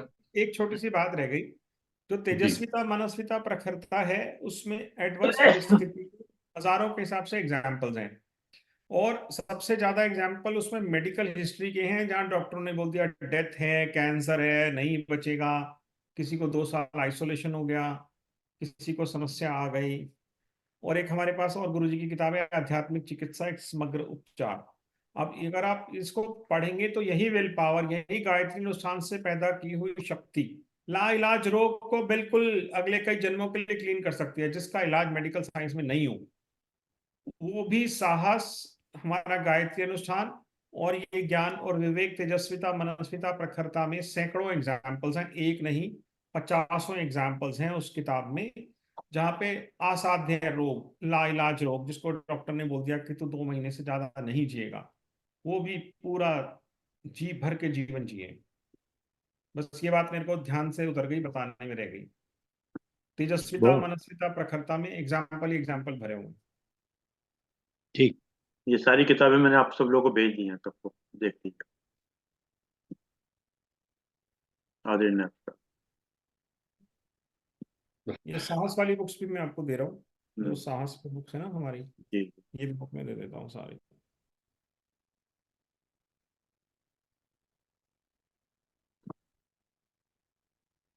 हाँ जी, अब पूछिए, आप कुछ कह रहे थे आप। अब तो आपको धन्यवाद दे रहे हैं नायब साहब। ठीक है।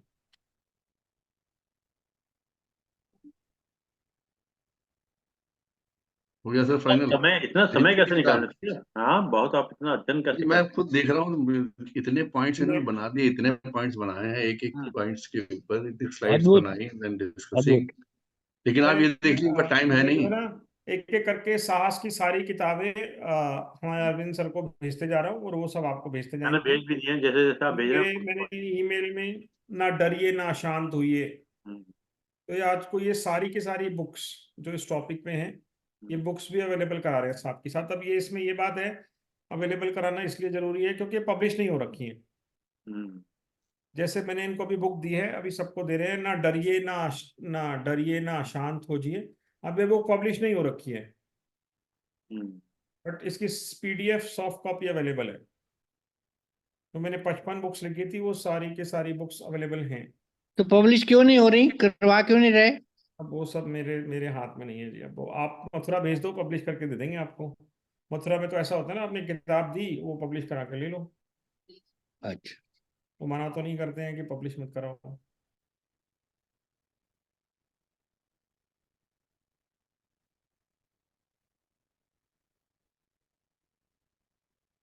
हे प्रभु। ये जो मैं इधर देख रहा हूँ, ये मैं इनको फटाफट साथ की साथ मैंने सब सब समय भेज, इनको हाथ का इनको सब भेज दिए। बुक्स भेजे जा रहा हूँ मैं। इसलिए आपको सुन रहा हूँ, बट आप इस बात पे मत ध्यान दीजिए, मेरी अटेंशन बुक्स अच्छा भेजने में अच्छा, है। नहीं नहीं नहीं, ये मैं तो कहाँ ये बता रहा था ये कि ये क्या कहाँ बोलते हैं। रखेंगे हमारा आपने आपने ऋषि साहब को वक्त भी दिया टेलीफोन करने का, शायद उन्होंने इस चीज को सुना नहीं ध्यान से, कहा आप अगले संडे में सुबह वॉक पे निकलूंगा तब आप बात कर लीजिएगा। एक हफ्ते तक आप अपना फोन पे ही टाइप कर। नहीं, ये महात्मा गांधी हमेशा ऐसे ही करते थे। जब महात्मा गांधी जब भी समय देते थे, नहीं, वो जो है ना मॉर्निंग बहुत वॉक का तनाव जाते थे। होता है हाँ। वीक में ना, बहुत ज्यादा तनाव होता है केसेस का, क्योंकि वो जो केसेस है उनको कर्मयोग कर्म कौशल के चलते बहुत गहराई से पूरा तैयार करना पड़ता है। जी कल जी। सपोज हमारा केस लगा है, वो लंच के बाद रीच होगा, और वो दो चार तीन केस और लगे हैं, लेकिन जब वो लंच के बाद रीच होगा तो बचा हुआ समय हम पूरा उसकी आखिरी सांस तक तैयारी में बिताते हैं। हम्म, जो दिन मिल गया हमने तैयारी करके रखी है, कल वो फर्स्ट टाइम लग रहा है केस, बट अब जब वहां पे हम लोग होंगे, जब तक मैटर रीच नहीं होता, हम पूरा ध्यान उस केस की तैयारी में लगाएंगे, जजमेंट ढूंढना। हम्म, तो हर रोज का ये होता है कि वो फाइलें जब तक मैटर रीच नहीं होता, उसमें पूरी तरह रिसर्च करना, जजमेंट ढूंढना, रिटर्न सिनॉप्सिस बनाना, नोट्स बनाना कोर्ट के असिस्टेंस के लिए, ताकि और उसमें बेहतरी कर पाए। तो फिर वो पूरे दिन में 9 बजे से लेके 4-5 बजे तक पूरा के पूरा मेंटल ऑक्यूपेशन की इंटेंसिटी बहुत हैवी होती है। वैसे टाइम बाउंड गोल हो गया ना, एक दिन 4 केस लगे थे, सुबह से एक लगा 9 से 10:30-11 बजे, एक की तैयारी हो गई पूरी, वो करा।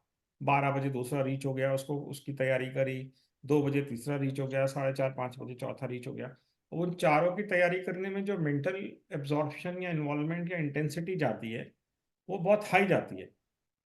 उसके बाद वो कहीं से कुछ स्पेस नहीं छोड़ती है कि आप कहीं और अटेंशन को अटेंड कर पाओ। ये समस्या है जो। नहीं नहीं, बिल्कुल ठीक है डीलर साहब। आप एक आपको आज अभी आप बोले जा रहे हैं, एक बड़ा आनंद आ रहा है, एक बड़ा मन प्रसन्न प्रसन्न है। एक अद्भुत सी एक प्रसन्नता मन में उठ रही है, मन में, चेहरे पे हर एक बड़ा एक ये पता नहीं, बड़ा अद्भुत अनुभव है ये है। तो ये जो साहस की है ना, ये वाली किताब है, ये वंडर है, बट इसको हम गायत्री अनुष्ठान और टाइम बाउंड गोल्स से जोड़ लेंगे तो जो ज्ञान है ये हमारे अभ्यास में चला जाएगा। मतलब एक तो मैंने बुक्स पढ़ी और एक इनको जिया। वो स्वभाव बन स्वभाव हाँ, बन जाए। जीने से वो मेरे अभ्यास और संस्कार में चला जाता है। और ये साहस कई गुना बढ़ जाता है जब आप उसमें से रिजल्ट से अनासक्त हो गए।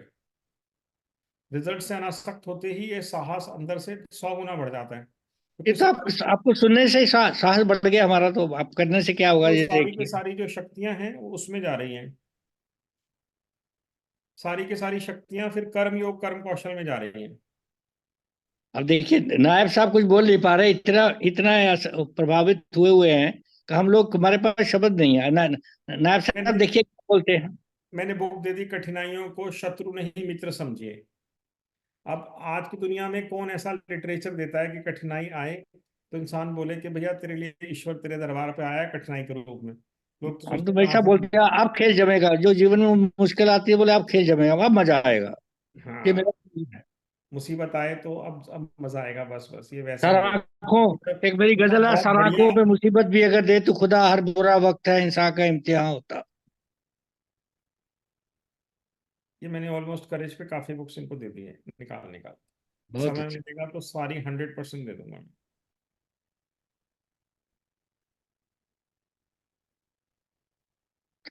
हे भगवान, वाह वाह वाह, क्या बात है। अपना उत्साह स्थिर ना होने दे। अभी एक किताब और मिली है, अपना उत्साह स्थिर ना होने दे दिए। अभी जो दिखाई दी वो सारी दे दी।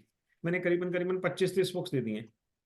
वाह वाह। ये अभी आपको सारी बुक्स भेज रहे हैं, 25 से नहीं 10-12 हैं शायद। मैंने सारी भेज सब पे। हाँ, तो आप सब लोगों को, ये अब अनपब्लिश्ड है तो इसलिए थोड़ी असेस हो तो आसानी रहती है इनके लिए। आदरणीय आपका। चलिए सर, आपके आज के उद्बोधन के लिए और आज के जो उद्बोधन का आनंद था और आपने जो वार्तालाप की हमारे देवऋषि साहब के साथ, उस सब के आनंद के लिए आपका बहुत बहुत धन्यवाद। आपको इसी तरह आपके हम लोग के ज्ञान में वृद्धि करते रहे, बहुत तैयारी करते हैं सर। आप वाकई में brilliant. Thanks a lot sir. धन्यवाद। नैब साहब आपने बहुत जल्दी निपटा दिया, धन्यवाद। जान साहब कुछ तो बोलिए, नायब साहब, हम क्यों ऐसे आप सब कुछ अंदर नहीं रख सकते, कुछ तो उगलिए। नहीं, मुझे लगा सर सबको दाएं बाएं देख रहे हैं, घर वाले बुला नहीं रहे हैं, नहीं, क्या कोई नहीं बात देख है रहा, क्या नहीं। कोई नहीं देख रहा, ये जीवन तो सर आज आपने है। जो बोला है ना, उसका अगर हम सार करें तो जो साहस करना होता है आदमी को, करेज जो है, that is to get out of his comfort zone. आदमी जिस कंफर्ट में उसी में रहना चाहता है, कंफर्ट जोन से निकल के बाहर निकल के काम करने का सबसे बड़ा साहस होना चाहिए। दूसरी बात आपने जो बहुत बढ़िया कही sir, getting better every day from what you are today. अपने से बेहतर करें, अपने से कंपैरिजन करें, दूसरे से कंपैरिजन ना करें, और खुद को रोज का रोज बेहतर करें, रोज का रोज मांझे, जैसे लोटे को रोज मांझा जाता है, चमकाया जाता है, अपने को उस तरीके से करें। तीसरी बात आपने बहुत अच्छी सही कही सर, जो सीधे दिमाग में घुसती है, कि आप दूसरों को देख के अपने काम को मत कंपैरिजन मत करिए किसी से। आपकी जो अपनी लिमिटेशंस हैं, आपकी जो अपना लेवल है, आपका जो एक लेवल ऑफ वर्किंग है, जो आपके कैलिबर है, उस हिसाब से काम करें। जैसे आपने कहा कि मैंने एक एक एग्जाम करके किया और सब पास कर लिया, बाद में इकट्ठा नहीं कर पाया। See your limitations and work according to that.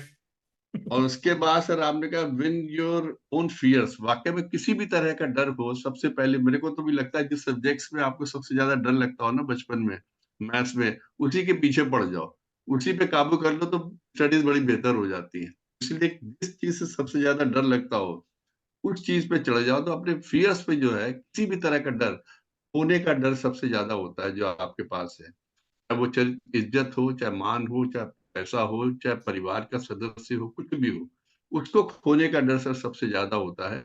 उस डर से अगर आप बाहर निकल गए कि जो भी हो रहा है वो सब ईश्वर की मर्जी है, उसके बियॉन्ड हम लोग नहीं जा सकते, ऐसा होना ही था, अगर इस चीज का विचार कर लें, तो सर फिर किसी तरह का डर नहीं रहता। और आज आपने जो पुस्तकें सबको भेजी सर, हम लोग जरूर पढ़ेंगे। और आपके जो आपने पीपीटी भी शुरू में शायद शेयर किया इनके साथ मेल पे, उसको भी भेजेंगे। हम लोग को भी एक तरीके से इसका सिनॉप्सिस मिल जाएगा। We feel grateful to you and we are oblige कि आपने हर चीज हम लोग साथ, सारा साहित्य भी शेयर किया। आज पे आपके उद्बोधन के लिए बहुत बहुत धन्यवाद सर। Thank you. धन्यवाद। रास्ते पर कंकड़ी कंकड़ हो तो एक अच्छा जूता पहनकर उस पर चला जा सकता है, लेकिन यदि एक अच्छे जूते के अंदर एक भी कंकड़ हो तो अच्छी सड़क पर भी कुछ कदम चलना मुश्किल है। बाहर की चुनौतियों से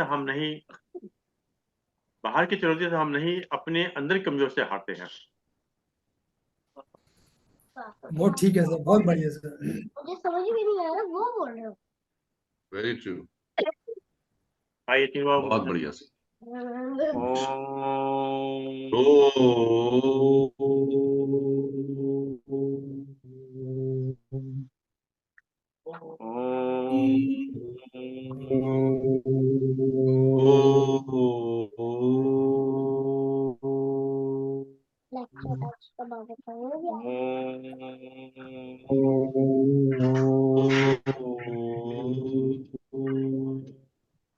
शांति शांति शांति शांति शांति। सभी को सबका बहुत बहुत धन्यवाद सर। क्या बोल रहे?